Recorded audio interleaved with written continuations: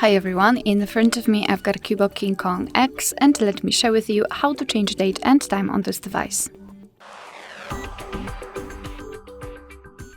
So let's start with opening the settings, and here we have to scroll down to the very bottom to find the system.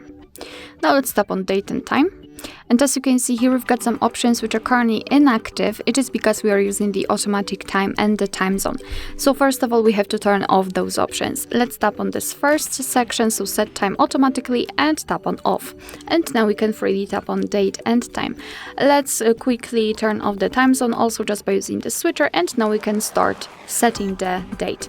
So after tapping on this option, we can choose the date from this calendar, so just find it and tap on it. Tap on OK.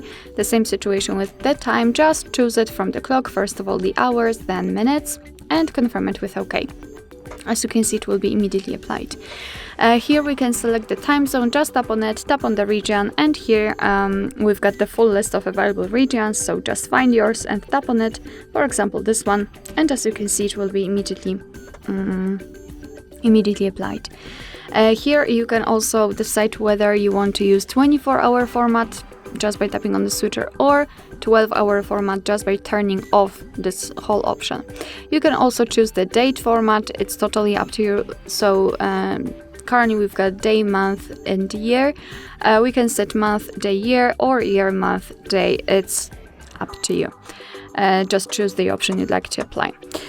So this is the manual customization of date and time. Of course, you can get back to all previous settings just by using those switchers here to use the automatic location, automatic time zone, and network provided time.